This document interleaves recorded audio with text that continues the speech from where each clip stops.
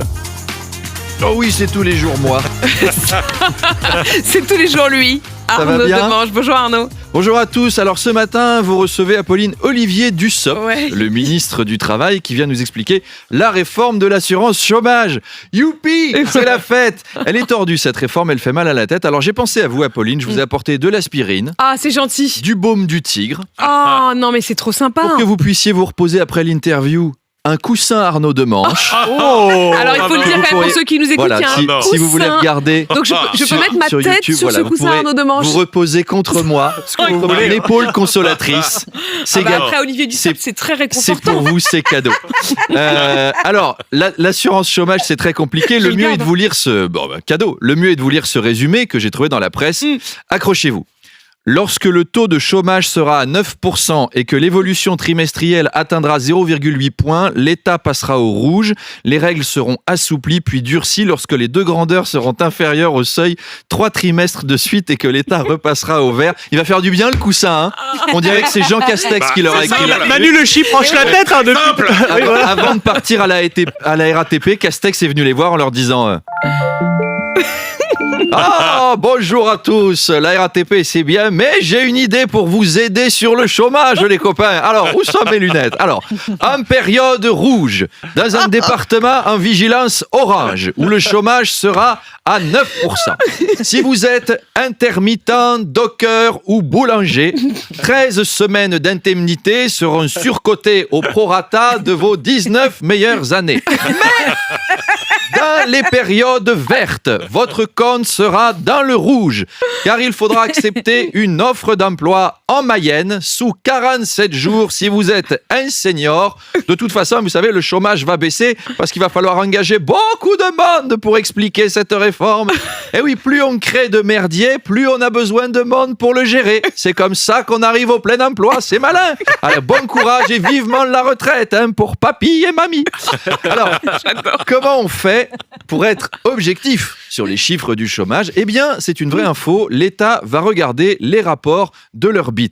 Ça veut dire le Bureau international du travail. Ne commencez pas à ricaner, Manu. J'essaye d'être sérieux et constructif. Je vous jure, c'est les vrais critères retenus. L'État va consulter les spécialistes des BIT et ensuite procéder évidemment au remplissage des FIONS, les fonds d'indemnité d'organisations négociatrices créés pour l'occasion. C'est extrêmement simple. Extrêmement simple, grâce à vous, je suis prête pour l'interview d'Olivier Dussopt à 8h30. La ministre déléguée aux collectivités territoriales, Caroline Cayeux, va consacrer 5 milliards d'euros pour lutter, je la cite, contre la France moche. Oui, alors la France moche, c'est, vous savez, ces zones envahies de panneaux, les zones commerciales avec des Nord-Auto, des Babous, des halles aux chaussures, dans des hangars en périphérie. Eh bien, ça dévitalise les centres-villes et ça ruine nos paysages. Et en plus, il n'y a pas que les halles aux chaussures et les kiabis qui sont moches, il y a aussi les fringues qui sont dedans.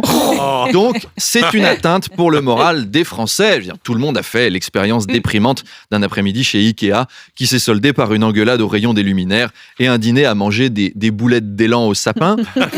Et puis, ça bouffe une énergie dingue, ces grosses zones commerciales, alors qu'on est tendu en électricité. Remarquez, l'avantage avec les coupures de courant, c'est que la France moche, on la verra plus. Je pense que la clé, c'est la mixité.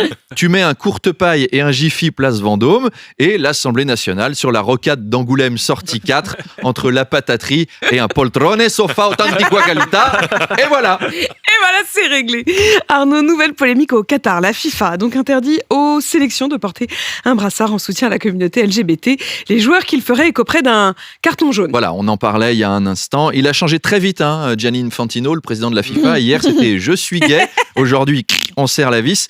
Alors, on pense que c'est un recul, mais sachez qu'au départ, le pouvoir qatari voulait imposer aux joueurs de porter un brassard mort au Gouin et au PD. Finalement, il y a eu compromis. On s'est dit, c'est mieux, pas de brassard du tout. Vous savez que cette décision a suscité l'embarras, même chez les joueurs qataris, figurez-vous. Parce que d'un côté, ils veulent pas de trucs gays. De l'autre côté, coller un carton jaune d'avance à l'équipe adverse, c'était toujours ça de prix, quoi. Les joueurs qataris, ils ont appelé la Fédé en disant « Vous voulez pas qu'ils viennent carrément en slip en cuir rose sur un char avec des canons et confettis, torse huilé, en entrant sur cette musique ?» Et on leur filerait 9 cartons rouges à chacun. Comme ça, on joue à 11 contre 2. On a peut-être une chance de faire match nul. Soyez sympas, les gars. Vous savez, quand j'étais petit, moi, j'avais été très marqué par Jesse Owens. J'avais vu les archives, l'athlète noir qui avait remporté une médaille d'or face à Adolf Hitler au détriment d'athlètes blancs en 1936. J'avais toujours regretté de ne pas avoir vu l'événement en live. Là, au fond de moi, j'ai encore un petit espoir léger que Cristiano Ronaldo roule une pelle magistrale à Lionel Messi en face de l'émir du Qatar et des collabos de la FIFA. Moi, j'aurais été prêt à le faire avec Charles Magnin si on avait été envoyé sur Oui, si, on a... Allez, on le fait demain. En tout cas, les Bleus... En cas de victoire. Allez, le lendemain de la finale le fait victorieuse. Ah bah qu'est-ce que ce sera la finale? À voir. On va utiliser ce coussin. En tout cas, les Bleus jouent ce soir. Et m'asseoir dessus, tiens. Allez-y, Charles, allez-y. C'est pour la bonne cause. En tout cas, les Bleus jouent ce soir. Ceux qui restent de l'équipe de France affrontent l'Australie. Avec tous les blessés qu'on a eus, on flippe un peu qu'il y en ait un nouveau. C'est fou, hein? Le Qatar, c'est la Coupe du Monde handisport. Ça a rendu nos joueurs tétraplégiques, le Qatar, et nos dirigeants sourds et aveugles. Allez, à demain. À demain, Arnaud Demange, qu'on retrouve tous les matins 7h20. Qu'est-ce que c'est 8h20 pendant mignon. ce temps-là, Charles est en train de s'endormir en caressant le coussin à l'effigie d'Arnaud Demange. Je prépare notre happening, ça n'a rien à voir. Je tiens quand même à le dire. Ça se passe sur RMC, mais aussi sur RMC Story. N'hésitez pas à allumer la télé.